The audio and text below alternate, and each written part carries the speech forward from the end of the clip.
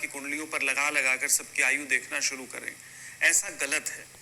ज्योतिष में आयु ना देखने के विषय में भी कहा गया है और कई विद्वानों ने कहा है कि बहुत प्रयास करने, माफ कीजिएगा, बहुत ज्यादा आवश्यकता पड़ने पर आपने इस लेसन को करना है, इन योगों का प्रयोग करना है। शुरू करते हैं आत्महत्या से कि आत्महत्या के योग कुंडली में कौन कौन से होते हैं। बड़ी स्पष्ट सी बात है, आत्महत्या के कोई भी योग आपको जन्म कुंडली में नहीं मिलेंगे, क्योंकि आत्महत्या होती नहीं है, आत्महत्या की जाती है। देखिए हमारी हिंदी कितनी स्पष्ट है। हिंदी में हम कह रहे हैं आप खाना खा रहे हो, अर्थात व्यक्ति कर रहा है काम। आप खाना नहीं खा रहे हो, अर्थात व्यक्ति खाना नहीं खा रहा, उसके हाथ में है। आपसे खाना नहीं खाया जा रहा, अर्थात व्यक्ति कोशिश तो कर रहा है लेकिन हो नहीं रहा। ये जो हो नहीं रहा है ना, ये ज्योतिष का पार्ट है। तो देखिए, क्या हम कहते हैं किसी को कि व्यक्ति तो मजे से जा रहा था, एकदम उसके साथ आत्महत्या हो गई? ये कोई लाइन नहीं जमती, ऐसा होता भी नहीं है।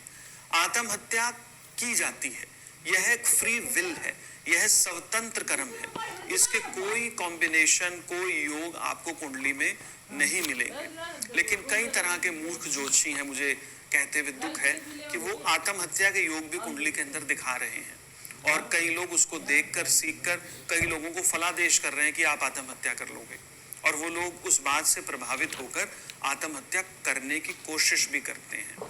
ध्यान रखिएगा, हमारे ज्योतिष में आत्महत्या के कोई योग नहीं होते। फिर अब बात आती है कि जब आत्महत्या के योग नहीं है तो फिर आत्महत्या करता कौन है? ठीक है, यह फ्री विल है, लेकिन इस स्थिति तक कौन पहुंचेगा? कौन व्यक्ति है जो आत्महत्या करने के लिए पात्र है? उस पर थोड़ी सी बात करते हैं। देखिए, सिंपल सी बात है, मन डिस्टर्ब होना चाहिए। जिसका मन डिस्टर्ब है, अर्थात जो व्यक्ति मनोरोगी है, आपने मेडिकल एस्ट्रोलॉजी में पढ़ा हुआ है कि जिस व्यक्ति का चतुर्थ भाव डिस्टर्ब हो, चंद्र डिस्टर्ब हो, वह व्यक्ति मन से प्रेशर में है। ऐसे लोग मानसिक रोगी होते हैं। इसको आपने D1, D3, D9, D12, D30 में देखना है। जहां आपको लगे कि ये व्यक्ति मानसिक तौर पर किसी भी स्ट्रेस में रह सकता है, दबाव में रह सकता है, और प्लस इसके साथ क्या है, उसकी कुंडली में जोखिम के योग हो। आपको याद होगा कि आपने जोखिम के योग पढ़े थे जब मैं आपको भाई बहन का या लोन का चैप्टर पढ़ा रहा था, या चरित्र से गिरकर कुछ काम करने के चैप्टर पढ़ा रहा था। वहां मैंने आपको जोखिम उठाने के कुछ योग बताए थे। ये बेसिकली वही योग है, अर्थात व्यक्ति स्वभाव से हो प्रेशर में, अर्थात मन उसका डिस्टर्ब है। डिस्टर्ब माइंड वाला व्यक्ति छोटी छोटी बात को लेकर डिस्टर्ब हो जाता है। जैसे एक सरदार जी मेरे पास ज्योतिष सीखने आए, पुरानी बात है, तो उन्होंने कहा कि उनके बेटे ने सिर्फ 10th में थोड़े से नंबर कम आने पर सुसाइड कर लिया। अब वो नंबर कितने कम आए? 70-75% उस बच्चे के तब भी नंबर थे, बच्चा होशियार था। अब ये कोई बहुत बड़ा मैटर नहीं है। आप लोगों को याद होगा हमारे टाइम में तो 75% बहुत बड़ी बात मानी जाती थी, और आज भी बच्चे 75 वाले भी हैं। लेकिन उस बच्चे को लगा कि क्या हो गया मेरे साथ, और उसने सुसाइड किया। क्यों? बात कुछ नहीं है, बात क्या है कि उसका मन डिस्टर्ब है और कुंडली में जोखिम उठाकर काम करने के योग हैं। ये 2 पॉइंट्स हैं जो व्यक्ति को आत्महत्या करने के लिए योग्यता देते हैं, अर्थात डिस्टर्ब माइंड और जोखिम उठाने का मादा। आगे मैंने और बात लिखी है, तब भी व्यक्ति आत्महत्या कर सकता है। ऐसा नहीं है कि आप किसी कुंडली में देखें कि मन डिस्टर्ब है, जोखिम उठाने के योग है, और आप कहें भाई आप तो आत्महत्या करोगे। ऐसा नहीं होता। यहां पर स्वतंत्र कर्म ही काम करता है। लेकिन जितने भी लोग आत्महत्या करते हैं वहां पर ये 2 चीजें जरूर देखी जाती हैं। मैं आपको कुंडलियां नहीं दूंगा इसके लिए, मेरे पास कुछ एग्जाम्पल हैं जिन लोगों ने आत्महत्या की। मैं देखकर हैरान था कि डिस्टर्ब माइंड के योग भी वहां हैं, जोखिम उठाने के योग भी वहां हैं, लेकिन वो जिन कारणों से आत्महत्या कर रहे हैं वो कारण कुछ भी नहीं है। अर्थात कारण कभी भी आत्महत्या के लिए उत्तरदायी नहीं होते। ये वाले योग होते हैं। कौन से? मन डिस्टर्ब और जोखिम उठा के कुछ करना। बस याद रखिए, ये स्पेशल बात है, YouTube या कई बुक्स आत्महत्या के टॉपिक से भरी पड़ी हैं, इस पर हम नहीं जाएंगे। आगे हम आयु खंड को बढ़ाते हैं। देखिए, आयु खंड में हमें जांचना कैसे है, एक व्यक्ति किस आयु में होगा इसका अनुमान कैसे लगाना है। इसके लिए हमें पहले कुछ आयु खंडों का पता होना चाहिए। आप यहां देखें, एक शब्द प्रयोग होता है अल्पायु, अर्थात 0 से 33 वर्ष। बुक्स में एक और शब्द प्रयोग होता है, मैंने नहीं लिखा हुआ, वो 0 से 1 वर्ष भी है, उसको बालारिष्ट बोलते हैं, यानी बाल आयु बिल्कुल। और मोटी मोटी हम बात करें वैसे 0 से 33 को अल्पायु के मध्य लिया गया है। फिर है 33 से 66, इसको मध्यम आयु, 66 से 99 दीर्घ आयु, और 99 से 1000 दिव्य आयु, और 1000 से अधिक वर्षों का व्यक्ति अमृत आयु को माना गया है, यानी इतनी आयु जीता है। ये कमाल है वैसे, लेकिन फिर भी हमने कुंडली देखकर यह अनुमान लगाना है कि व्यक्ति किस आयु खंड में आता है। आजकल यहीं तक का देखना ठीक है, ये देखना तो गलत है। अभी मेरे एक साथी यहाँ कह रहे थे कि इसको देखना भी छोड़ दीजिए, अब इन दोनों को ही देखिए। ये भी लोग लगभग नहीं पहुंच पाते। खैर, हम सबकी सबसे प्रभु से प्रार्थना है कि सब यहाँ तक तो पहुंचे, लेकिन फिलहाल हम इन 3 खंडों की बात करते हैं कि व्यक्ति की कुंडली देखकर हम अनुमान लगाएं कि व्यक्ति किस आयु खंड में है। जब हम आयु खंड का विचार कर लेंगे तो उस खंड के अंदर ही हम देखेंगे। हम 0 से 99 को देखकर अनुमान नहीं लगा सकते, हमने उसको 3 भागों में डिवाइड किया, फिर सिर्फ फोकस करेंगे उस खंड के ऊपर, तो हमें क्लियर होगा। और एक कमाल की बात मैं आपको कहता हूं, देखिए, मनुष्य को प्रकृति ने ऐसा बनाया है कि उसका शरीर 66 साल से पहले अपने आप समाप्त नहीं होता। किसी भी व्यक्ति का शरीर 66 साल से पहले अपने आप समाप्त नहीं होता। वो कब समाप्त होगा 66 से पहले? या तो दुर्घटना से होगा, या उसको कोई रोग आ जाएगा, या व्यक्ति खुद अपनी आयु को खत्म कर ले, अर्थात आत्महत्या कर ले। तो मैंने क्या कहा? दुर्घटना। अगली बात क्या कही? रोग। और अगली बात क्या कही? आत्महत्या। आत्महत्या को छोड़ देते हैं तो 2 ही कारण हमारे सामने हैं, दुर्घटना और रोग। अब हम मान लें कि हमने एक व्यक्ति के आयु खंड को निर्धारित किया कि व्यक्ति का जो आयु खंड है वो 0 से 33 आ रहा है। तो इस आयु खंड में जब भी दुर्घटना के योग बनते हैं और उसी समय आयु ह्रास के योग बनते हैं, तो वो दुर्घटना उस व्यक्ति को ले जाएगी। और समझें, मान लें हमने एक व्यक्ति की कुंडली देखकर अनुमान लगाया कि इस व्यक्ति का आयु खंड अल्पायु में आता है, 0 से 33 के मध्य, और इस व्यक्ति की कुंडली में एक रोग दशा आ रही है, रोगी होने का समय आ रहा है, और उसी समय आयु ह्रास के योग भी चल रहे हैं, तो वही छोटी सी बीमारी भी उसको ले जाएगी। और आपने देखा होगा कि कई बार एक व्यक्ति गंभीर बीमार पड़ जाता है या बड़ी दुर्घटना में आ जाता है, लेकिन फिर उसके आयु खंड, वह व्यक्ति उस आयु खंड में नहीं होता और उसके आयु ह्रास के योग नहीं चल रहे होते, तो व्यक्ति बच जाता है बड़ी से बड़ी बीमारी या बड़ी से बड़ी दुर्घटना में भी। तो इसका अर्थ क्या हुआ कि हमें सबसे पहले व्यक्ति के आयु खंड को निर्धारित करना है और बाकी चीजें हम फिर देखते हैं। अब मैं आपको कहूंगा, इस तरफ देखिए, आयु खंड पढ़ते समय हमने सर्पदृश कांड का प्रयोग करना है। मुझे पूरी आशा है कि आपको मेडिकल में याद होगा कि हमने पढ़ा था सर्पदृश कांड। ये क्या होता है? कर्क राशि का दूसरा तीसरा हिस्सा, वृश्चिक राशि का पहला दूसरा हिस्सा और मीन राशि का तीसरा हिस्सा। आप अपनी कॉपी में लिख कर रखें। बीच में एक और बात कहता हूँ, मुझे कई बार कुछ लोग कहते हैं कि आप इनके नोट्स प्रोवाइड करवाएं या कोई बुक बताएं।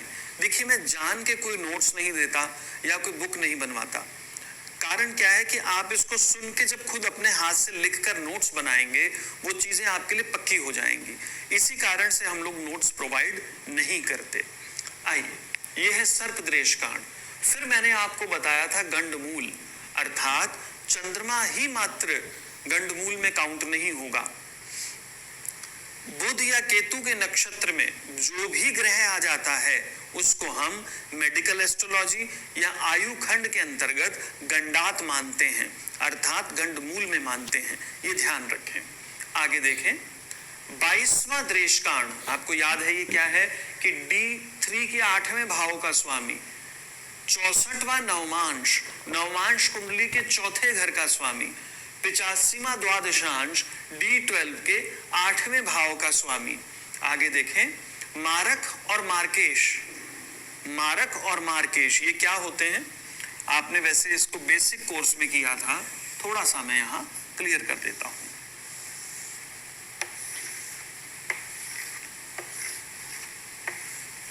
ये देखिए, 8वां भाव आयु प्रदान करता है, तीसरा भाव आयु प्रदान करता है और पहला भाव भी आयु प्रदान करता है। तो आयु को देने वाले भाव कौन से हैं? 1, 3 और 8। ध्यान रखें, ये तीनों भाव आयु को देते हैं, देने वाले। अब पहले भाव से जो 12वां भाव है, यह पहले भाव की आयु को खा सकता है। यह व्यय स्थान है, व्यय करता है। तो 12वां भाव पहले भाव से 12वां पड़ता है, इस कारण इसको कई जगह पर व्यय या मारक भी बोला गया है। आगे देखें, 8वां भाव, 8वें भाव से जो 12वां भाव है अर्थात 7वां भाव, यह मारक बोला गया है क्योंकि यह 8वें से 12वां है और इस घर के स्वामी को मार्केश कहते हैं। आगे समझें, 8वें से 8वां भाव तीसरा होता है, यह भी आयु देता है।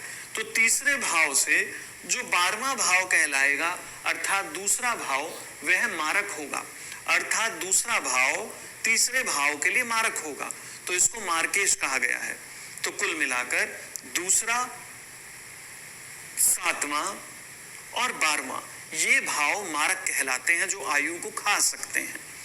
फिर देखें, दूसरा भाव, ये मेरी बात को ध्यान रखें, दूसरा भाव मात्र तीसरे भाव के लिए मारक है। ध्यान से समझें, दूसरा भाव मात्र तीसरे भाव के लिए मारक है। 7वां भाव मात्र 8वें भाव के लिए मारक है।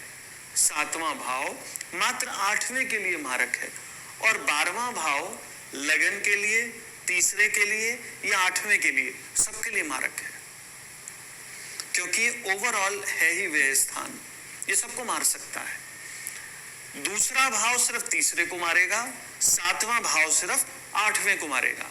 मैं एक बार एक टीवी में एक ज्योतिषाचार्य के कुछ वीडियोस देख रहा था, मैं जरूर देखता हूँ, कहीं ना कहीं ज्ञान मिलने की संभावना मुझे रहती है कि कुछ देख लो, शायद कुछ मिल जाए, और कई बार मिल भी जाता है और कई बार नहीं मिलता।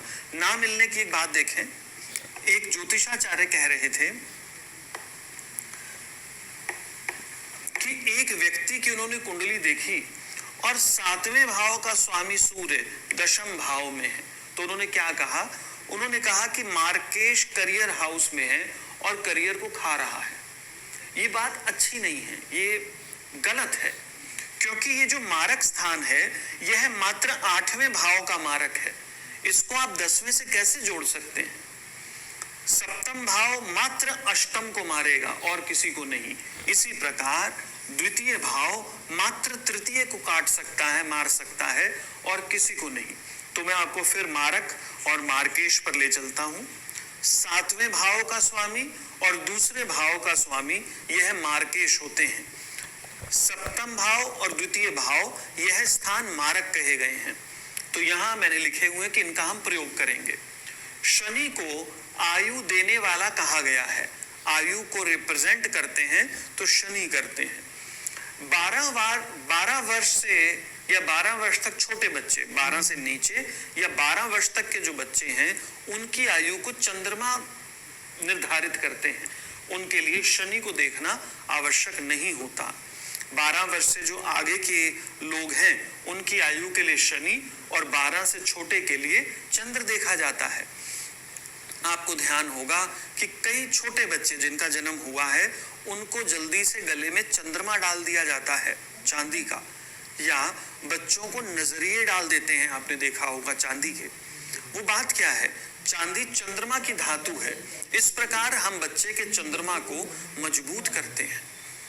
मैंने आपको बताया था नग पढ़ते समय कि हम अगर धातु धारण करें या नग धारण करें तो हम ग्रह के आकर्षण को और आकर्षित करते हैं, उसके रेजिस को, उसके गुरुत्वाकर्षण को अपनी तरफ आकर्षित करते हैं। यही चीज है यहाँ।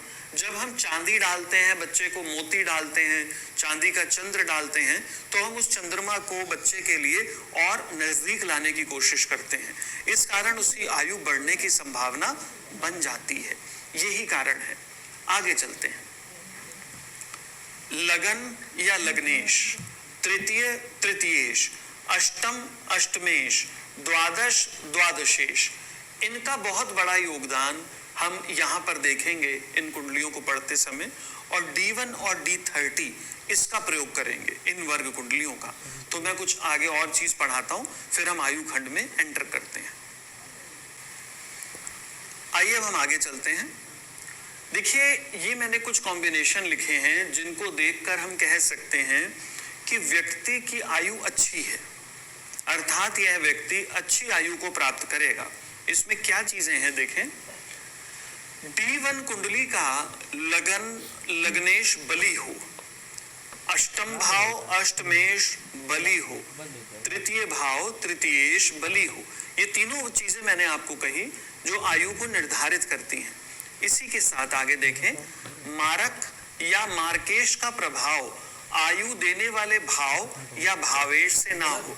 जैसे मेरी तरफ देखें, दूसरे भाव का संबंध तीसरे से ना हो, अर्थात दूसरे भाव का स्वामी कहीं तीसरे में ही जाकर बैठ जाए, या तीसरे भाव से आयु आती है तो तीसरे भाव का स्वामी दूसरे भाव में बैठ जाए, या फिर दूसरे और तीसरे भाव के स्वामी इकट्ठे कहीं बैठ जाएं, तो इन दोनों का कोई संबंध ना हो। इसी प्रकार सप्तम अष्टम का संबंध ना हो, तो ऐसा कोई संबंध नहीं होना चाहिए। आगे देखें, शनि जो आयु को देते हैं, शनि बली होने चाहिए। आगे मैंने लिखा है यही सारी बातें D8 और D9 में भी होनी चाहिए।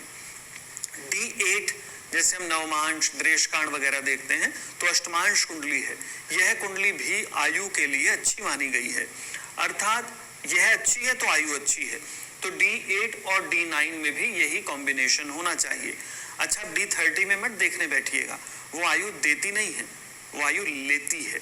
तो मैं क्या कह रहा हूं जी, D8 और D9 में भी यही शुभता होनी चाहिए। और बड़ी इंपॉर्टेंट बात, अगर ये सब कुछ है तब भी ये बात ध्यान रखनी है कि गलत आदतें नहीं होनी चाहिए। जैसे मान लीजिए एक व्यक्ति की कुंडली बली है और वह कर्म करने के लिए स्वतंत्र है, तो ऐसा ना हो कि वो रोज ही शराब पी रहा हो और गलत चीजों का सेवन कर रहा हो, ड्रग्स ले रहा हो, उल्टी सीधी बातें कर रहा हो। ऐसे में वो अपनी आयु को खुद ही खत्म कर लेगा। इसको भी आत्महत्या ही कहा गया है। एक व्यक्ति को परमात्मा ने पूरी तरह से या प्रकृति ने पूरी तरह से अच्छा स्वास्थ्य दिया है और वो सारी उल्टी सीधी चीजें जब शुरू कर देता है तो वो उलझ सकता है। बेशक वो थोड़ी देर में उलझेगा, लेकिन करेगा तो वो गड़बड़ ही, चाहे कुछ भी हो वो गड़बड़ करता है, और ये आत्महत्या की श्रेणी में आते हैं। इसी कारण जो ज्योतिष का ये वाला चैप्टर है कि आयु का कैसे गणना करें, स्वतंत्र कर्म के कारण इसमें फलादेश कई बार गलत हो जाते हैं। ये सबसे कमजोर चैप्टर में से एक है, लेकिन फिर भी जो इसके बेसिक और आवश्यक नियम है उस पर हम काम करेंगे। एक बात मैंने लिखी है, जापान। आप कमाल देखें जापान का कि जापान में सबसे ज्यादा आयु वाले लोग रहते हैं। क्या कारण है कि क्या वहां पर ग्रह कोई विशेष प्रभाव बना रहे हैं या विशेष कॉम्बिनेशन दे रहे हैं? ऐसा नहीं है, ऐसा बिल्कुल नहीं है। तो जापान के लोग अच्छी आयु, संसार में सबसे अच्छी आयु क्यों प्राप्त करते हैं? क्योंकि वो लोग अपनी सेहत का ध्यान रखते हैं, उन्होंने गलत आदतें नहीं पाली हुई। वो लोग साइकिल चलाते हैं, एक्सरसाइज करते हैं, योग करते हैं, सारे अच्छे काम करते हैं और बड़े संयम से रहते हैं, नियम से चलते हैं।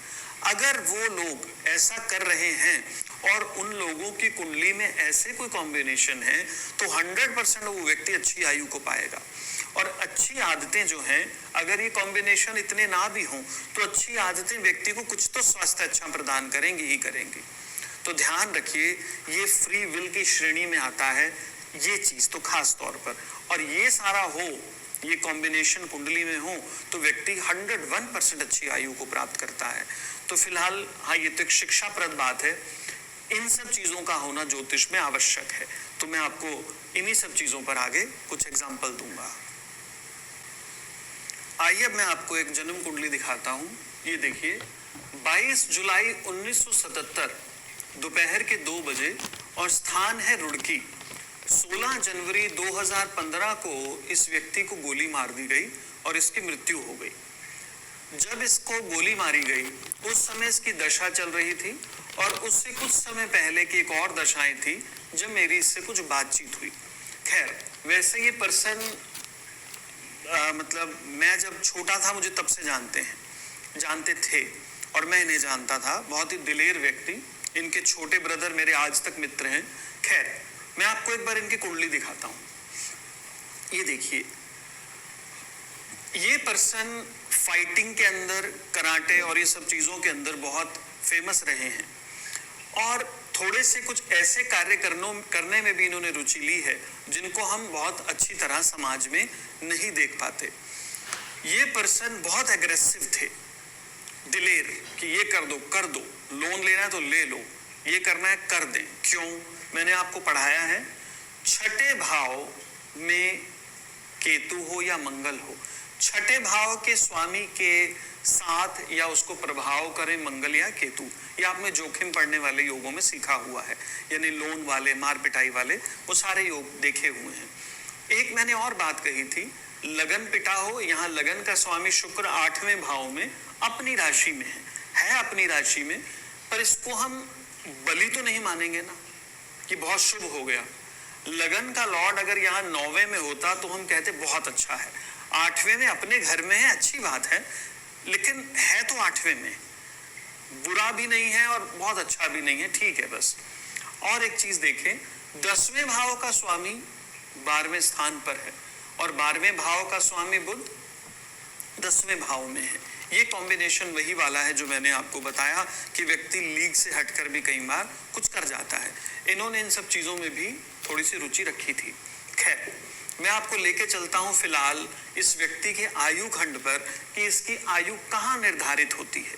तो आयु कहाँ से आती है, मैंने आपको पढ़ाया था अभी, लगन, लग्नेश, तृतीय, तृतीयेश, अष्टम, अष्टमेश और कारक शनि, ये सारी चीजें, ये सारे तत्व आयु को निर्धारित करते हैं कि आयु कौन से खंड में आती है।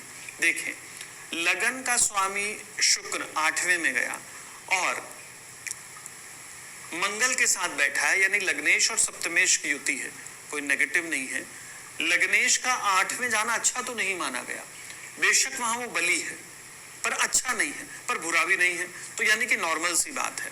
अगली बात, लगन पर किसी ग्रह की कोई दृष्टि है, छठे भाव के स्वामी गुरु की दृष्टि है, यह मंगल चलित कुंडली में 7वें भाव में आकर लगन को देखते हैं। लगन मजबूत है, लगन पर जब भी मंगल का प्रभाव पड़ता है या मंगल लगन में बैठे हो या दृष्टि हो तो व्यक्ति एनर्जेटिक तो रहता है, उसके अंदर एक बात रहती है कि मैं ये कर दूंगा और मैं वो कर दूंगा। ये भी कुछ इसी स्वभाव के थे, आप नोट कर लीजिएगा इस बात को। लगन पर मंगल का प्रभाव व्यक्ति को एनर्जेटिक करेगा, लगन पर सूर्य का प्रभाव व्यक्ति को राजशाही की तरफ मोड़ेगा। वह व्यक्ति छोटी छोटी बातों के लिए अपने घर परिवार में भी या समाज में भी एक राजा की तरह बर्ताव करता है कि ये काम ऐसे होना चाहिए, वो काम ऐसे होना चाहिए, तुनक मिजाजी रहती है। लगन में चंद्रमा हो तो व्यक्ति, या लगन पर चंद्रमा का प्रभाव हो तो व्यक्ति में सेवा भाव खूब होगा, भावुकता चंद्रमा का नेचर है।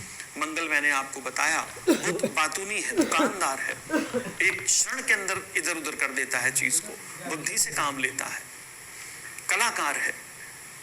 गुरु, लगन में गुरु मतलब श्रद्धा भाव होना, धार्मिक सीधापन होना, कोई लाग लपेट नहीं, बिल्कुल स्ट्रेट फॉरवर्ड और सीधापन। शुक्र होना, लगन पर शुक्र का प्रभाव या दृष्टि हो या लगन में शुक्र बैठे हो तो ऐसे लोग आकर्षित होते भी हैं और लोगों को करते भी हैं। इनमें मेन फैक्टर रहता है आकर्षण करने का। ये सब चीजें मैं आपको बता चुका हूँ कि व्यक्ति में स्वभाव है कि सामने वाले को आकर्षित कर दूं। एक व्यक्ति है, उनके लगन में शुक्र है, उनके बात करने के तरीके ही लटके झटके वाले हैं। उनको ये रहता है कि मैं सामने वाले को मोहित कर लूं, क्वालिटी से नहीं, लाग लपेट से, यानी कि मैं दिखाऊं कि मैं बहुत अट्रैक्टिव हूं, मैं बहुत स्मार्ट हूं, मेरे मसल्स बहुत सॉलिड हैं। इस तरीके की बातों में व्यक्ति उलझा रहता है। अगर फीमेल है तो आप सोच सकते हैं उनके क्या तरीके हैं। शुक्र मैंने बताया, शनि हो, लगन पर शनि का प्रभाव व्यक्ति को अड़ियल बनाता है, रूखा बनाता है, अडिग बनाता है। और इसी प्रकार राहु हो तो चतुर चालाक बनाता है, केतु हो वो भी राहु ही है। तो खैर, मैं आपको बता रहा था मंगल का प्रभाव लगन पर, तो हम फिर वहीं चलते हैं। लगन का लॉर्ड अष्टम में, ठीक है, आयु ठीक सी है, लगन पर प्रभाव कोई खास ऊंच नीच नहीं कर पा रहे। अब हम अष्टम पे चलते हैं। आठवें भाव का स्वामी आठवें में ही है, ये बहुत अच्छी बात है, लेकिन सातवें घर का स्वामी इसके साथ छेड़खानी कर रहा है, कुछ छेड़खानी कर रहा है, बिगाड़ कुछ नहीं रहा, उसको खींच रहा है कहीं ना कहीं। ये देखिए, आगे और चलते हैं हम तीसरे भाव पर। तीसरे भाव का स्वामी गुरु है, ठीक बैठे हैं, लेकिन चलित में खिसक कर आठवें जा रहे हैं, ये ठीक बात नहीं है। अगली बात, आठवें भाव, तीसरे भाव पर मात्र गुरु का ही एक प्रभाव है और यहां से मंगल की एक दृष्टि है। कोई खास हम नतीजे निकाल नहीं पा रहे। लगन कुल मिला के ठीक है, अष्टम ठीक है, तृतीय ठीक है, तो हम ये तो नहीं कह सकते कि व्यक्ति 0 से 33 के बीच में आ रहा है, ऐसा तो नहीं है, आयु ठीक लग रही है। अब हम D9 पे चलते हैं। लगन का स्वामी शुक्र बली है, बहुत शानदार है, अच्छे अच्छे ग्रहों के साथ बैठा हुआ है, बलिष्ठ अपनी राशि में बैठा हुआ शनि इसको देखता भी है, तो लग्नेश तो बली है, लगन पर कोई भी प्रभाव नहीं है। अब हम आठवें में चलते हैं। आठवें भाव का स्वामी गुरु पिट जाता है, ये काम खराब हो रहा है, ये अच्छी बात नहीं है। आगे देखें, तीसरे भाव का स्वामी दूसरे में जा रहा है, ये भी अच्छी बात नहीं है। और 12वें घर के स्वामी मंगल ने चौथी दृष्टि से इसको देखा, अर्थात 12वें भाव का स्वामी तीसरे भाव के स्वामी को खराब भी कर रहा है। तो यहां पर ये दो चीजें पिट रही हैं। अब जो 0 से शुरू किया हमने ग्राफ, लगन कुंडली में बढ़ रहा है, वो नवमांश में थोड़ा कर्व ले रहा है, थोड़ा सा मूव कर रहा है नीचे की तरफ। और आगे चलते हैं, D8 में चले। लगन का स्वामी शुक्र बहुत बली है, शानदार अवस्था है, लगन में उच्च के शनि, बहुत ही अच्छी बात है। आठवें भाव का स्वामी बहुत बढ़िया है, कोई कमी नहीं। तीसरे भाव का स्वामी गुरु, वो भी बहुत बढ़िया है, मतलब किसी भी स्तर पर कोई कमी नहीं आ रही। बस एक चीज है, दूसरे भाव का स्वामी तीसरे भाव के स्वामी को प्रभावित कर रहा है, ये एक थोड़ी सी नेगेटिव बात है। यानी कि मार्केश आयु देने वाले स्वामी को देख रहा है। इसी प्रकार क्या यह मंगल इस शुक्र को प्रभावित करता है? नहीं करता, बस ये मंगल यहाँ से चौथी दृष्टि से देख रहा है। हल्की फुल्की चीजें आ रही हैं, कोई बहुत नेगेटिव नहीं आ रही। यहाँ पर हम कहें कि आयु कम होती दिख रही है, ऐसा नहीं है, आयु बढ़ती दिख रही है, थोड़ा सा ग्राफ बढ़ता है। आगे चलते हैं, D30। लगन का स्वामी, सॉरी इसमें हमने नहीं देखना, इसको हम सिर्फ दशाओं वगैरह के लिए प्रयोग करेंगे। तो हम कहाँ हैं? D1, D9 और D8। इससे हमें किस तरह के फीलिंग्स आ रही हैं, इसको सोचिए। लगन कुंडली साधारण है, नवमांश कुंडली में ये चीजें थोड़ी सी पिटती हैं, D8 में छोटे मोटे कोई कॉम्बिनेशन आ रहे हैं, कोई बहुत नेगेटिव नहीं है। क्या ये व्यक्ति आपको 0 से 33 के मध्य लगता है? मतलब ही नहीं बनता। ये कहाँ लगता है? क्या ये हमें 66 से 99 के मध्य लगता है? नहीं, ऐसा भी नहीं है, वहां पर तो कोई भी ऐसी नेगेटिविटी नहीं होनी चाहिए। तो ये व्यक्ति कहाँ आता है? सिंपल सी बात है, ये 33 से 66 के बीच में आता है। अगर यहाँ पर ऐसा कोई प्रभाव ना दिखता, लगन में ही बली हो, तो हम कहते कि ये 66 से ऊपर जाएगा। तो ये व्यक्ति इस बीच में आ रहा है। ये देखिए, D9 का 8वां भाव पिटा, D8 फिर भी ठीक है, तो कुल मिला के 33 से 66। अब ये कौन सा खंड है, अल्पायु या मध्यम आयु? यह मध्यम आयु का खंड है। अब इस मध्यम आयु के खंड में जब भी यह बीमार होगा या जब भी इसके साथ कोई दुर्घटना घटित होगी और उसी समय आयु हास के योग चल रहे होंगे, तो यह व्यक्ति मर सकता है। अब मैं आपको आयु हास के कुछ योग लिखवाता हूं। आयुहास, कि उसके लिए कौन सी दशाएं देखनी है। देखिए, बुरी दशा हो, बुरी दशा, आपको पता है बुरी दशाएं कौन सी हैं। 6, 8, 12 में बैठे ग्रह, इनके स्वामी मार्केश, ये वाला मार्केश, इनकी कोई दशा हो, बुरी दशा, वो 64वां नवमांश, 22वां दरेशकांड, 85वां द्वादशांश, इनमें से किसी की भी दशा आ जाए और गोचर के शनि जमा एक क्रूर ग्रह अष्टम भाव, अष्टमेश, लगन, लग्नेश या कारक ग्रह शनि को प्रभावित करें तो उस समय व्यक्ति मर सकता है। बस कंडीशन क्या होनी चाहिए, उसी समय पर रोग दशा या फिर दुर्घटना की दशाएं चल रही हों। ये बात ध्यान रखिएगा, नहीं तो आप सबको मार देंगे, ऐसा नहीं होगा, ध्यान रखें।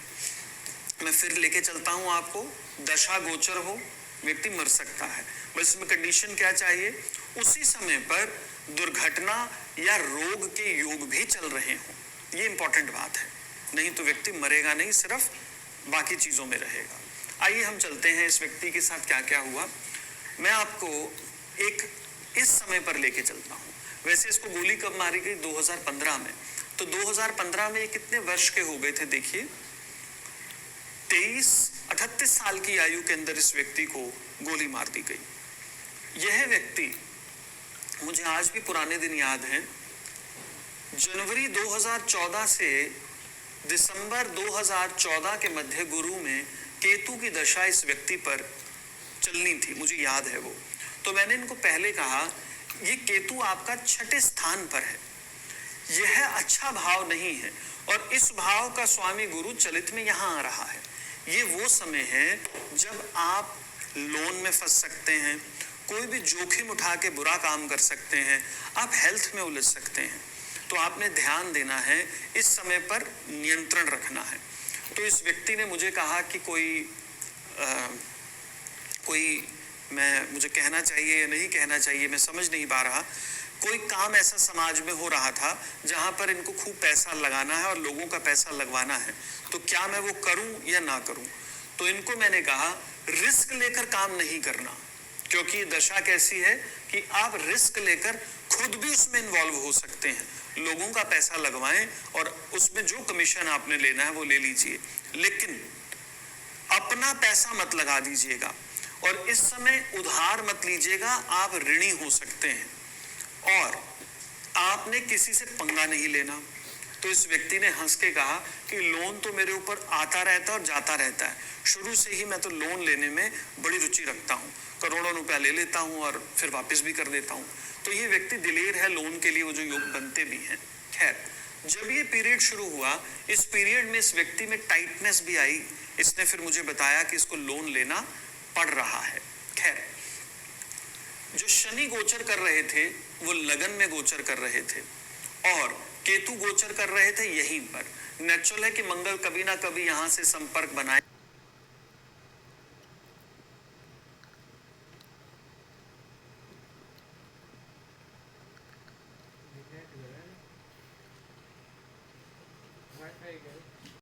लगन, लग्नेश या कारक ग्रह शनि को प्रभावित करें तो उस समय व्यक्ति मर सकता है।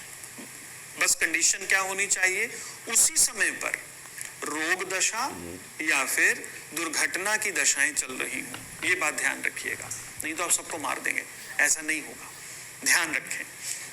मैं फिर लेके चलता हूं आपको, दशा गोचर हो, व्यक्ति मर सकता है, बस इसमें कंडीशन क्या चाहिए, उसी समय पर दुर्घटना या रोग के योग भी चल रहे हों। ये इंपॉर्टेंट बात है, नहीं तो व्यक्ति मरेगा नहीं, सिर्फ बाकी चीजों में रहेगा। आइए हम चलते हैं इस व्यक्ति के साथ क्या क्या हुआ।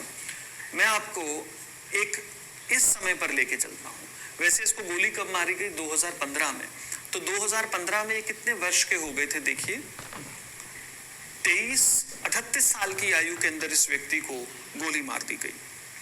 यह व्यक्ति, मुझे आज भी पुराने दिन याद हैं, जनवरी 2014 से दिसंबर 2014 के मध्य गुरु में केतु की दशा इस व्यक्ति पर चलनी थी, मुझे याद है वो। तो मैंने इनको पहले कहा, ये केतु आपका 6ठे स्थान पर है, यह अच्छा भाव नहीं है। और इस भाव का स्वामी गुरु चलित में यहाँ आ रहा है। ये वो समय है जब आप लोन में फंस सकते हैं, कोई भी जोखिम उठा के बुरा काम कर सकते हैं, आप हेल्थ में उलझ सकते हैं। तो आपने ध्यान देना है, इस समय पर नियंत्रण रखना है। तो इस व्यक्ति ने मुझे कहा कि मुझे कहना चाहिए या नहीं कहना चाहिए, मैं समझ नहीं पा रहा।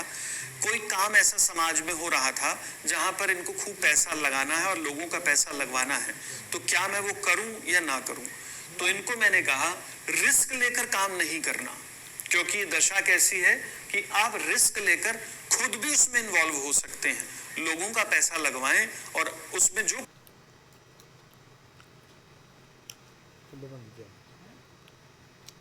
भी हैं।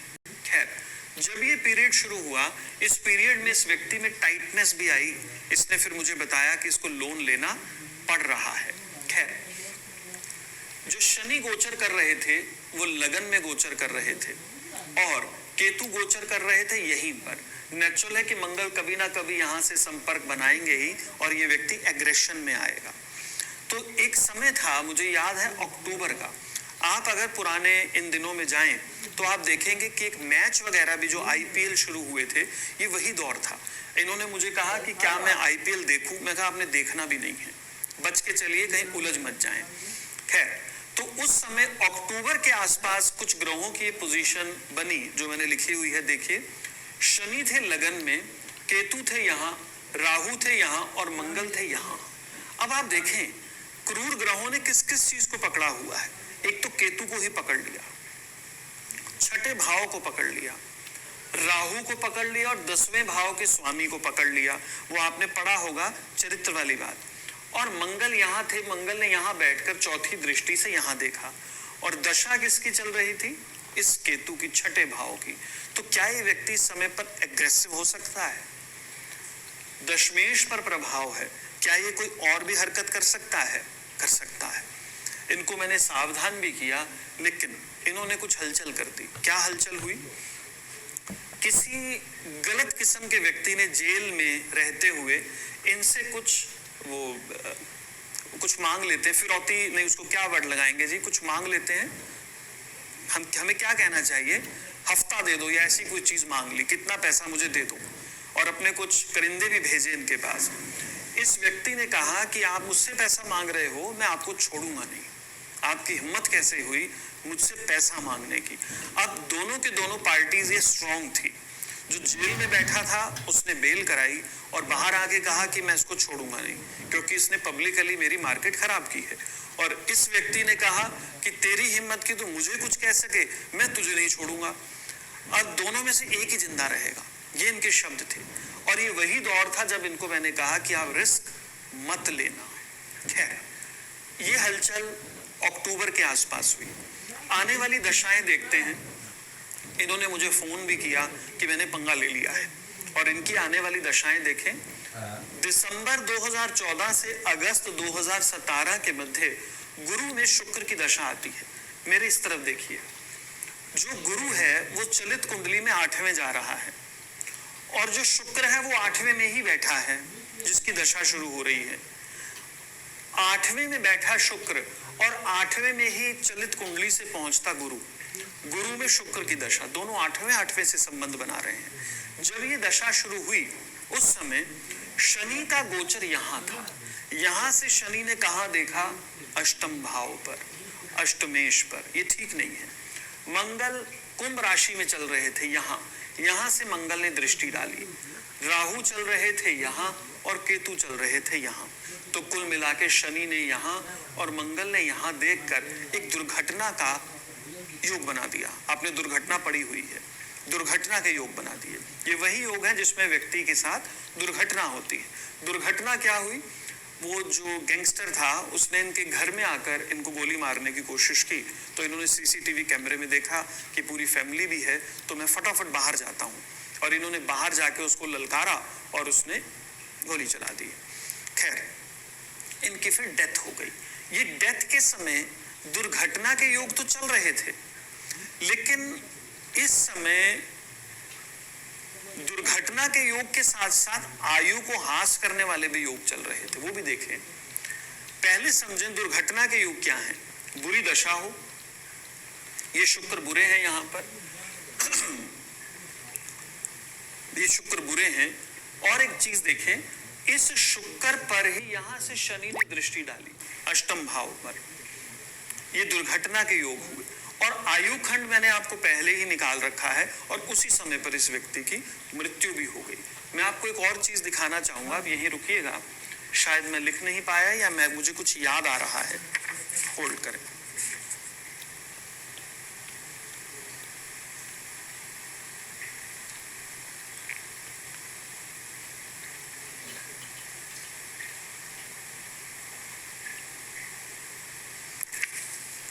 जी नहीं, मैं कुछ और सोच रहा था। खैर, ये आप देखें कि इस शुक्र पर ही दुर्घटना के योग बने और इसी समय इसकी आयु चली गई। अब ये शुक्र जो है 8वें में है, ये कमजोरी बनाते हैं। और D30 में भी आप देखिए बुरे स्थान पर बैठे हुए हैं, तो ये बुरी दशा काउंट हो गई। जब दशा बुरी हो गई तो उस समय पर कोई भी दुर्घटना तो हो ही सकती है, और दुर्घटना हो गई। बहुत दुखद घटना थी, मुझे आज तक याद है ये बात। इसी दिन इनके ब्रदर के बेटा भी हुआ था, और ये जो मैं कुंडली पढ़ा रहा हूँ, इनके परिवार के लोग भी इस कोर्स को करने में उत्सुक हैं, और मुझे पूरी आशा है वो भी इस कुंडली को देखेंगे। जो लोग मुझे पुराना जानते हैं उनको भी इस सारे केस का पता है। तो ये बहुत दुखद केस है, पढ़ाते हुए मुझे अभी तक बहुत दुख है, लेकिन फिर भी मेरा सब्जेक्ट है, मुझे पढ़ाना पड़ेगा। हम कोई और एग्जाम्पल लेते हैं। आइए अब हम एक और कुंडली लें। 5 अगस्त 1970 सुबह के 7:15 बजे भटिंडा। 17 अगस्त 2016 को इनकी मृत्यु हुई।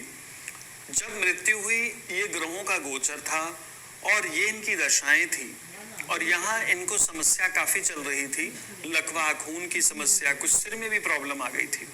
खैर, मैं आपको इनकी कुंडली दिखाता हूँ। ये इनकी जन्म कुंडली है। देखिए, लगन पहले ही पिटा हुआ है, लगन का लॉर्ड ठीक अवस्था में नहीं है। 8वें भाव का स्वामी ठीक सी जगह पर है, लेकिन तीसरे भाव का स्वामी वो भी पिट गया। और देखें, जो तीसरा भाव है उसमें बैठे इस गुरु पर, जो कि अष्टमेश है, इन पर षष्ठेश नीच के शनि की दृष्टि है। कितनी गड़बड़ सी चीजें लग रही हैं। मैं थोड़ा आराम आराम से दिखाता हूं ताकि आप उलझे ना। पहले हम लगन को देखते हैं।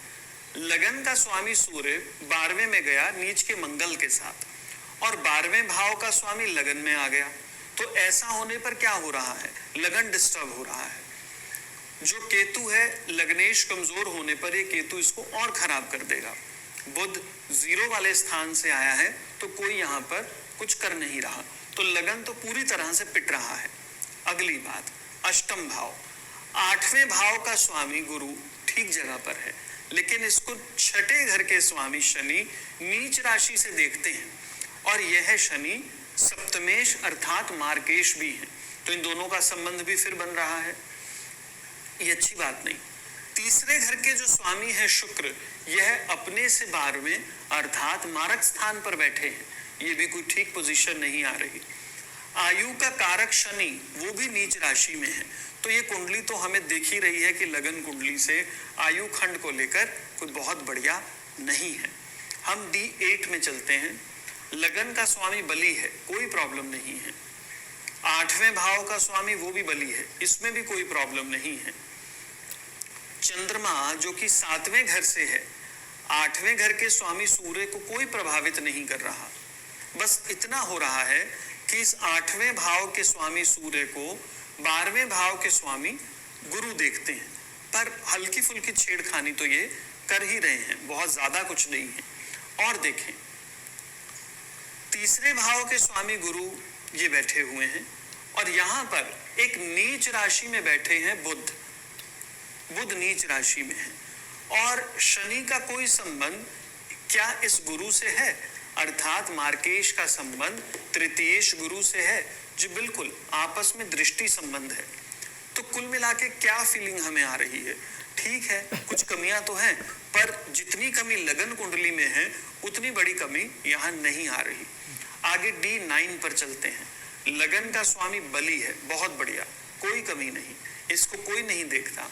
लगन को कौन देखते हैं? 8वें भाव के स्वामी गुरु लगन को थोड़ा सा पीट रहे हैं। और देखिए अष्टम भाव में तो क्रूर ग्रहों का जमावड़ा है, राहु, सूर्य, मंगल, शनि। जब इतनी क्रूरता आ गई तो वहां तो कुछ ना कुछ कमी आएगी ही आएगी।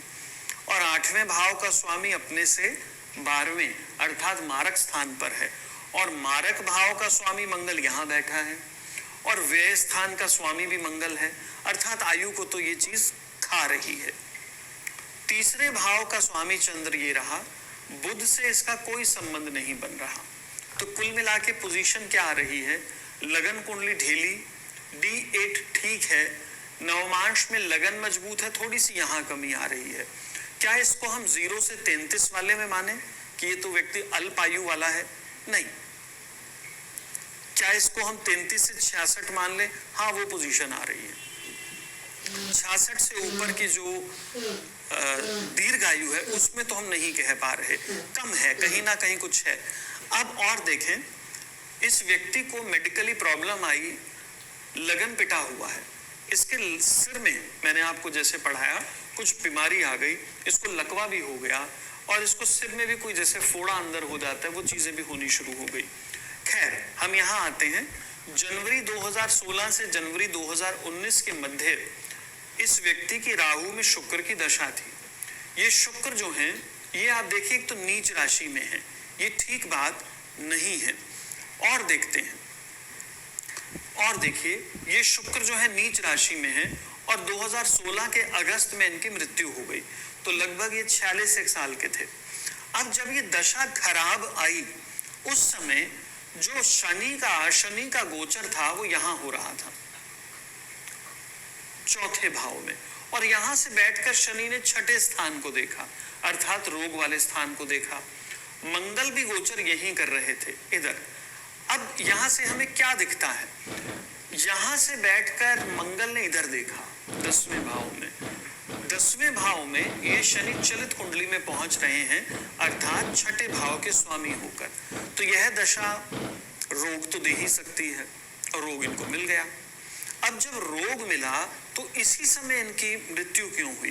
क्योंकि मंगल ने आयु कारक शनि को देखा यहाँ पर चलित कुंडली में, और शनि ने यहाँ से दृष्टि डाल दी लगन पर। ऐसा होने पर आयुहास और रोग वाले योग इकट्ठे बन गए, और इस समय पर यह व्यक्ति चला गया। तो इस व्यक्ति की कुंडली देखकर हम ये नहीं कह सकते कि इसकी आयु बहुत कम है, 33 से नीचे है, और ये नहीं कह सकते कि 66 से ज्यादा है। मध्यम आयु वाली कुंडली हमारे सामने है। तो इस प्रकार हम एक व्यक्ति की आयु की गणना करते हैं। इन्होंने मुझे बताया था, इनकी फैमिली ने, कि इन्होंने अपनी आयु को बढ़ाने की बहुत कोशिश की, अर्थात एक्सरसाइज, भाग दौड़। जब डॉक्टर ने बहुत पहले इनको छोटी एज में ही कह दिया था कि आपको कुछ हल्के से लकवे की बीमारी आ रही है, पैरालाइज की, तो इन्होंने खूब एक्सरसाइज की, खूब योगा किया, और अपने शरीर को स्वस्थ भी रखा। लेकिन उस एक्सरसाइज से कुछ तो बढ़ा पाए होंगे, लेकिन 46 साल की उम्र में इनकी डेथ हो गई। हम एक दो एग्जांपल और लेते हैं। आइए अब हम एक और कुंडली देखें।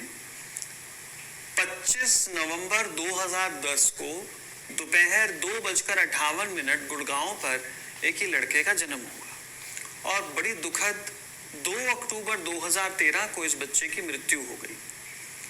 मुझे याद है, अभी कुछ समय पहले की ही बात है, अक्टूबर 2013 में मैं अपने विवाह के कुछ कार्ड पसंद कर रहा था, और मेरे साथ कुछ ज्योतिष सीखने वाले विद्यार्थी भी थे, और भी कई लोग थे हम, और हम एक शॉप पर थे वहाँ, और मुझे एकदम फ़ोन आता है, और किसी ने कहा 2 अक्टूबर की ही बात है, मुझे एकदम फ़ोन आया, और वो मेरे ही विद्यार्थी, ज्योतिष के एक विद्यार्थी का फ़ोन था, और उसने कहा कि उसका पुत्र, उसने कुछ निगल लिया है, और एक एक्सीडेंट सा हो गया है, उसको सांस नहीं आ रही, हम क्या करें, आप एक बार कुंडली देखें।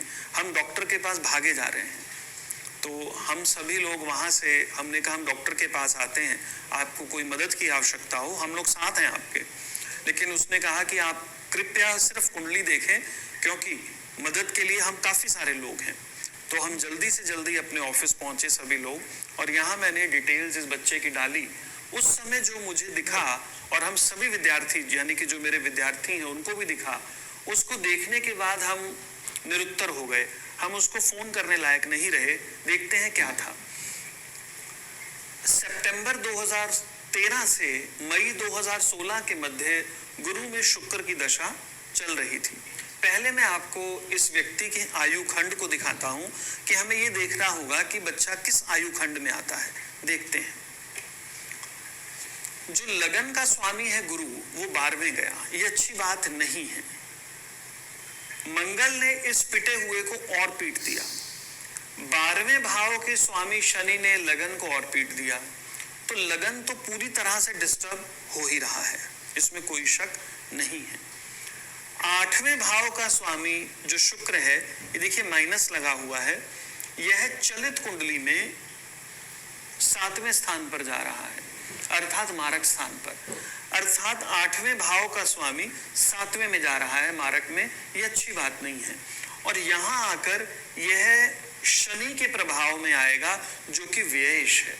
अर्थात अष्टमेश जब सप्तम भाव में आएगा तो वही गलत हो गया, और यहाँ पर वो किसके साथ बैठेगा? जो व्यय स्थान का स्वामी है शनि, उसके साथ। तो ये चीजें भी खराब हो रही हैं। इस शुक्र पर गुरु का आशीर्वाद अवश्य है, नो डाउट, ये एक पॉइंट देखने वाला है। और आप देखें, लगन को ये शुक्र यहाँ पर बैठकर चलित से वो भी देखकर खराब करता है, तो लगन तो पिट ही रहा है, और अष्टम भी पिट ही रहा है। और देखिए तीसरा भाव, तीसरे भाव का स्वामी ये शुक्र ही है, सेम ट्रीटमेंट, तो फिर गड़बड़ हो रही है।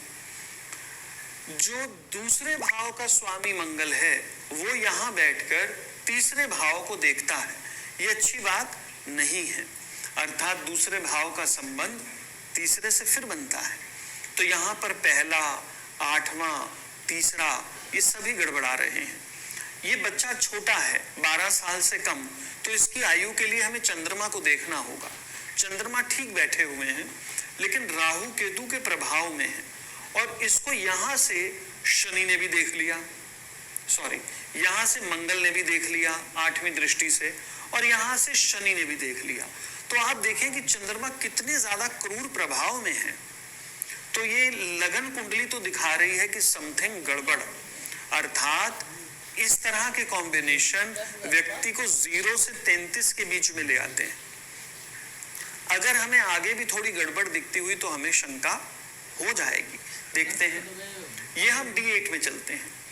लगन का स्वामी शनि 12वें में है, अपनी ही राशि में है, लेकिन है तो 12वें। इसको हम शुभ तो नहीं कह सकते, ठीक है, अशुभता नहीं है, लेकिन शुभ नहीं है। आगे चलते हैं, 6ठे भाव का स्वामी चंद्र लगन में, इसको और पीटता है। 7वें भाव का स्वामी लगन में, उसको मजबूती दे रहा है। और देखिए, इस शनि को नीच के मंगल ने देखा, उच्च के गुरु ने देखा, बुध ने देखा, जो अच्छे और बुरे भाव के स्वामी हैं। तो हम नतीजा नहीं निकाल पा रहे, लेकिन इतना कह पा रहे हैं कि लगन थोड़ा सा साधारण अंश बराबर कमजोर है, शुभ नहीं है। आगे चलते हैं, 8वां भाव। 8वें भाव का स्वामी जो बुध है, यह 6ठे में गया, ये अच्छी बात नहीं है। 100% ये 8वां भाव डिस्टर्ब हो रहा है। और चलते हैं आगे, तीसरा भाव। तीसरे भाव का स्वामी मंगल, वो भी नीच राशि में है, 6ठे में। किसके साथ है? बुध के और गुरु के। गुरु फिर दूसरे भाव का स्वामी भी है, मारक स्थान का। अर्थात इन दोनों का संबंध तो बन रहा है। 8वें भाव का स्वामी पिट रहा है। लगन का स्वामी साधारण है, शुभता नहीं है, अशुभता कम है, लेकिन शुभता भी नहीं है। तो यहाँ कुछ कमी सी हमारे सामने आ रही है। अब D9 पर चलते हैं। लगन का स्वामी शनि पिट गया, 6ठे में चला गया, अच्छी बात नहीं है। और देखते हैं, लगन में क्रूर ग्रह मंगल बैठ गया, जो लगन को और दबा रहा है, नेगेटिविटी कर रहा है। 8वें पे आइए, 8वें भाव का स्वामी बुध, वो नीच राशि में है, नेगेटिव। 7वें भाव का स्वामी 8वें को खा रहा है। 8वें भाव पर शनि की दृष्टि है, 8वें भाव पर मंगल की दृष्टि है, 8वें भाव पर नीच के बुध की दृष्टि है, चीजें कोई अच्छी अच्छी हमें नहीं लग रही। आगे देखें, तीसरे भाव का स्वामी मंगल, ये मजबूत है, एक मजबूती, लेकिन दूसरे भाव का स्वामी गुरु इसको वो भी दृष्टि डाल रहा है, अर्थात मार्केश इसको देख रहा है तृतीयेश को। तो क्या हो रहा है, कमी आ रही है। आयु कारक चंद्र बली है, नो डाउट। एक चीज सिर्फ दिख रही है जो चंद्र बली है, शुभ शुक्र से और मंगल से ताकत पा रहा है, लेकिन 4-5 नेगेटिविटी के साथ एक शुभता आ भी जाए, उसको हम कितना बड़ा मान लें। तो आप यहां समझें, D1 नेगेटिव, D8 में भी नेगेटिव और D9 में भी नेगेटिव। तो इसका अर्थ क्या है, ये तो 0 से 33 के बीच में आ रहा है, यहाँ गड़बड़ ज्यादा है। अब जब भी कोई बुरी दशा आएगी, बुरी दशा इसको मार सकती है। बुरी दशा कौन सी हो सकती है, जो मैंने आपको शुरू में कहा कि 66 साल से पहले हमारा शरीर किसी ना किसी कारण से ही जाएगा। या तो हम आत्महत्या करेंगे, आत्महत्या का ये अर्थ नहीं कि हम गोली मार लें या छलांग लगा दें कहीं या जहर पी लें। आत्महत्या ये भी है कि हम गंदी आदतों को ग्रहण कर लें। व्यक्ति रूटीन में रोज ही ड्रग्स लेता है, हैवी ड्रग्स ले रहा है, शराब पी रहा है, तो धीरे धीरे क्या होगा, वो आत्महत्या की तरफ ही जा रहा है। 66 के बाद शरीर बिना किसी कारण से भी बंद हो सकता है, ऐसा नियम है। ऐसा मैं नहीं कह रहा, ये हमारे डॉक्टर भी कहते हैं, हमारा आयुर्वेद भी कहता है। संभाल रखेंगे तो बढ़ा लेंगे, नहीं तो 66 के बाद हो सकता है कुछ भी। खैर, तो मैं आपको यहाँ लेकर चलता हूँ, जो इतनी सारी चीजें हैं, तो ये बच्चा अल्पायु योग लिए हुए है। अब इसके साथ क्या हुआ, शुक्र की दशा आई। सितंबर 2013 से मई 2016 के मध्य शुक्र की दशा आई। 2 अक्टूबर को इन्होंने मुझे फोन किया, जब मैं अपनी शादी के कुछ कार्ड पसंद कर रहा था। इस समय शनि का गोचर हो रहा था तुला राशि में, 8वें में। राहु का गोचर हो रहा था तुला राशि में, ये दुर्घटना के योग हैं। केतु का गोचर हो रहा था दूसरे भाव में और मंगल का गोचर हो रहा था 5वें भाव में। अब ये मंगल यहाँ बैठ के इधर देखते हैं 8वें स्थान पर, और 8वें भाव में ही राहु और शनि का गोचर है। अब ये क्या क्लियर हो रहा है हमें, दुर्घटना के योग है, दुर्घटना ही हुई। इस बेचारे बच्चे ने कुछ खाया और अंदर वो जो सांस लेने की नली है उसमें वो फंस गया, इसको सांस नहीं आया, ऑक्सीजन बॉडी में नहीं गई, दुर्घटना हो गई। और उसी समय यही योग आयुहास के भी हैं, वही दुर्घटना इसको ले गई। बहुत दुखद, बहुत दुखद, बहुत दुखद। मैं आज तक इस चीज पर दुखी हूँ। और यही योग जो मैं आपको पढ़ा रहा हूँ, ये वीडियो नेचुरल है कि उस बच्चे के पिता भी देखेंगे, मदर भी देखेंगे, क्योंकि वो ज्योतिष को सीखते भी हैं और पुराने विद्यार्थी हैं। खैर, बहुत दुखद है, प्रभु ना करे किसी के साथ ऐसा हो। तो इन्होंने जब मुझे फोन किया, मेरे साथ कई विद्यार्थी थे, हम इस चीज को बोल भी नहीं पाए कि हमें शंका है, और हमने इनको रिवर्ट नहीं किया 3 घंटे तक। इनके फोन भी आए लेकिन हम कुछ कह नहीं पाए। जब इनके फोन आने बंद हुए, हमने फिर फोन किया सबने, तो इन्होंने कहा कि बच्चे को हम नहीं बचा पाए। खैर, हम कोई और एग्जांपल लेते हैं। आइए अब हम एक और एग्जांपल लें। 27 दिसंबर 2018 सुबह के 5:52 और स्थान है अंबाला। इस बच्चे के जन्म होते ही डॉक्टर्स ने कहा कि बच्चा नहीं बचेगा, इसको कोई इन्फेक्शन सा ब्लड में हो गया है, कोई प्रॉब्लम हो गई है, ये जन्म से ही रोगी रहेगा, ये डॉक्टर ने कहा, और ये नहीं बचेगा। खैर, हम इसकी दशाएं देखते हैं। जब इसका जन्म हुआ, जन्म से ही केतु की महादशा में बुध की अंतरदशा मिल गई। आपको मैंने बताया है, जन्मजात रोग के अंदर राहु केतु की दशा हो या बुरी दशा हो, महादशा या अंतरदशा कोई भी बुरी हो, तो व्यक्ति को कई बार जन्मजात रोग कुछ हो जाता है। तो देखते हैं क्या रहा। इसके जन्म के समय केतु की महादशा में बुध की अंतरदशा मिली, ये पोजीशन रही। अंतरदशा मजबूत है, महादशा 12वें की है, तो कोई भी जन्म से रोग तो हो सकता है। तो जब ये पैदा हुआ, रोग लेके ही पैदा हुआ, इसके शरीर में ब्लड में कोई इन्फेक्शन पहुंच गया। इन्फेक्शन और एलर्जी राहु केतु से संबंधित है, तो इसको ये प्रॉब्लम जन्म से ही हुई और इतनी गंभीर स्थितियां हो गई कि ये चंडीगढ़ पीजीआई में एडमिट हो गया। बच्चा पैदा होते ही बच्चे को एडमिट करना पड़ा।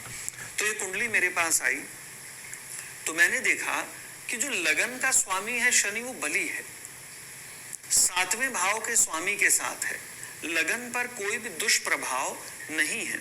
लग्नेश अपने ही घर को देखता है, ठीक लगा। 8वें भाव का स्वामी बुध ठीक स्थान पर है और 0 भाव वाले स्वामी गुरु के साथ बैठा हुआ है, कोई प्रॉब्लम नहीं है। 8वें भाव पर एक मंगल की दृष्टि तो अवश्य है, परंतु मंगल सम भाव से आया है, यहां से 0 और यहां से सम। इस भाव पर शनि की भी दृष्टि है, पर इस भाव का स्वामी मजबूत है, तो 8वें पर कुछ क्रूर प्रभाव तो है, पर वो तो बहुत लोगों के हो सकता है, ये कोई बड़ी समस्या नहीं है। फिर आगे चलते हैं। मैंने देखा कि इस मार्केश का संबंध इससे तो नहीं है। मार्केश कौन है? सूर्य। अष्टमेश कौन है? बुध। इनका भी कोई संबंध नहीं है, यहां भी चीजें ठीक थी। तीसरे भाव का स्वामी मंगल, ये थोड़ा सा गलत हो गया है, ये मुझे ठीक नहीं लगा।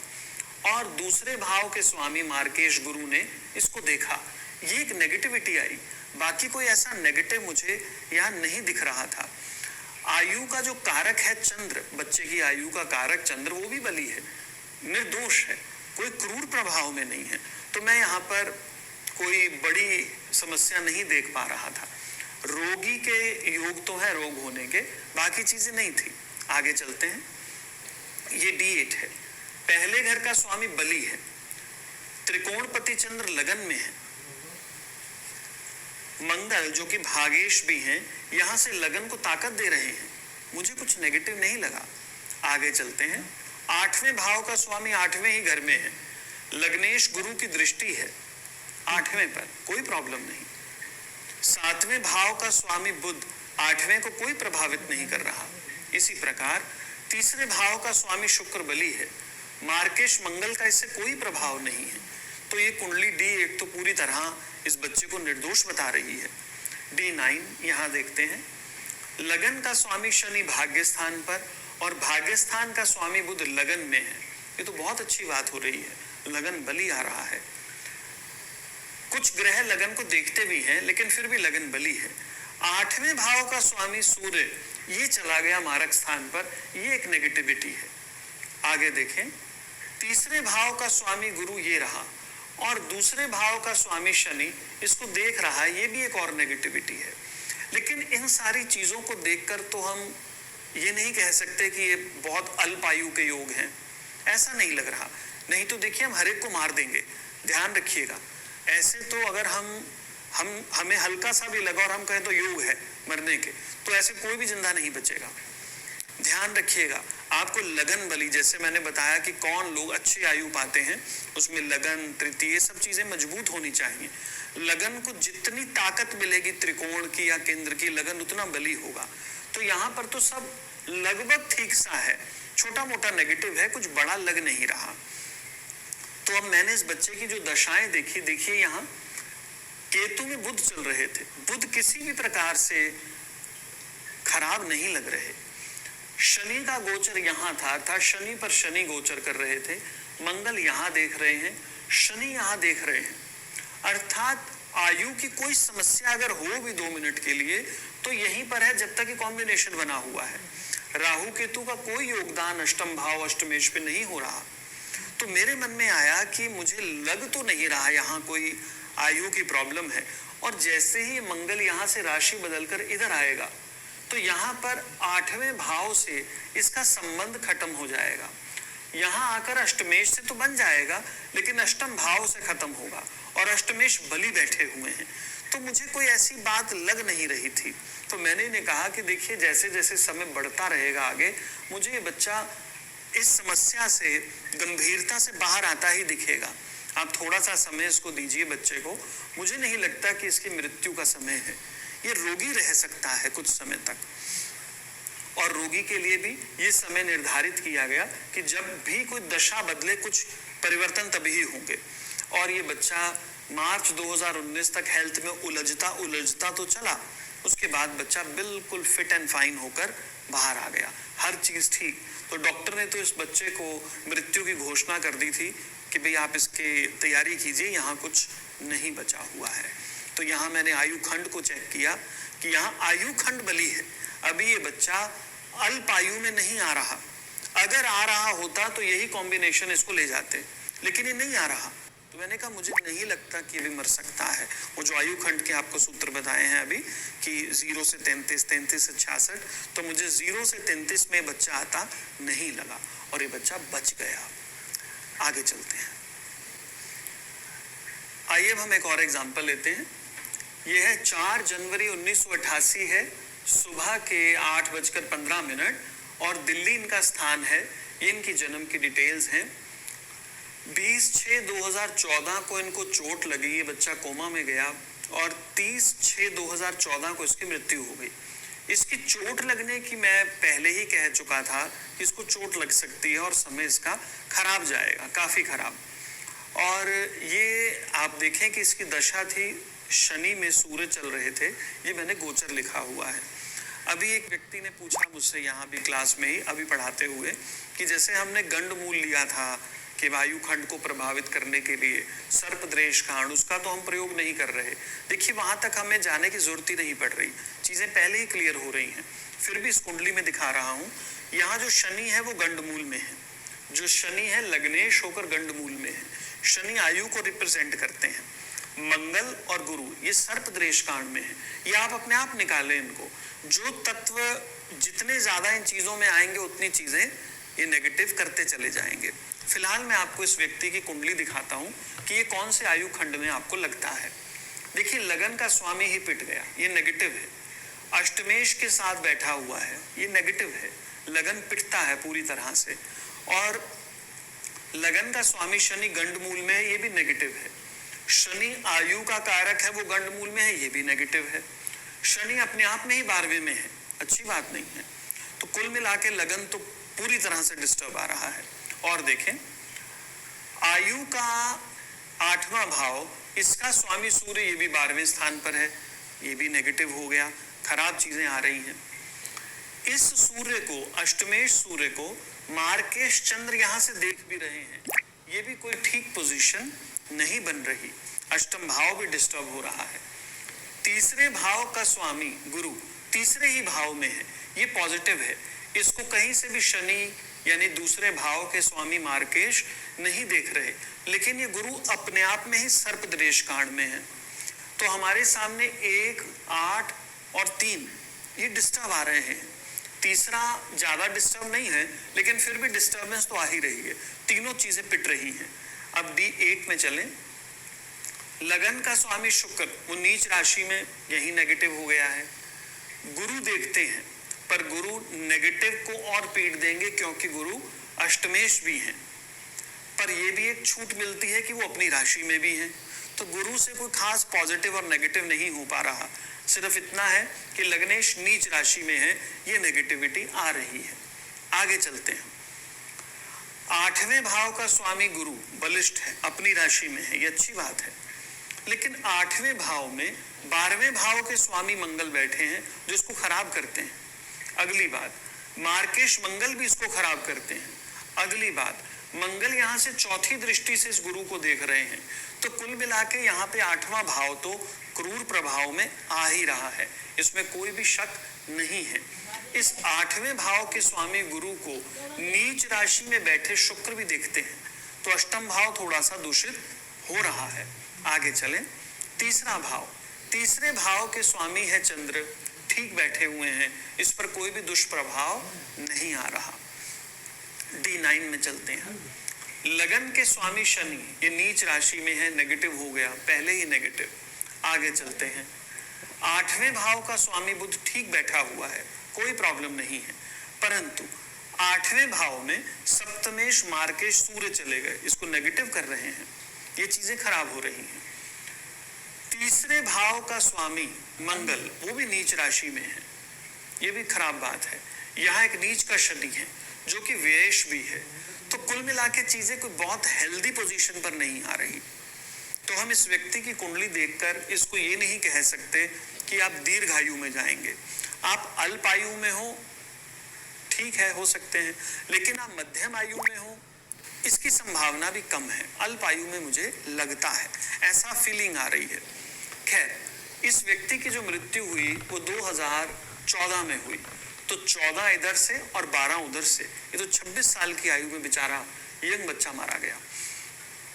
आइए हम दशाएं देखते हैं। इसकी जो दशाएं थी शनि में सूर्य की, ये सूर्य 8वें भाव के स्वामी है और 12वें स्थान पर है। आपने पढ़ा है ये दशा बुरी है, इल्जाम, चोट, अपमानित होना, इन सब चीजों के लिए मैंने आपको ये बताया हुआ है। शनि गोचर कर रहे थे यहाँ तुला राशि में, शनि ने देखा, और मंगल गोचर कर रहे थे कन्या राशि में, मंगल ने भी देखा। तो ये तो बात ठीक नहीं है, दो ग्रह देख रहे हैं।